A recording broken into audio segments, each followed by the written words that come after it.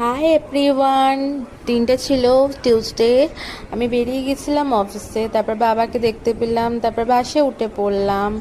তারপরে অফিসের সামনে একটা খুব সুন্দর একটা মন্দির আছে, সেখানে প্রণাম করে অফিসে ঢুকে গেলাম। অফিসে ঢুকতেই আমি পুরো ঘেমে স্নান।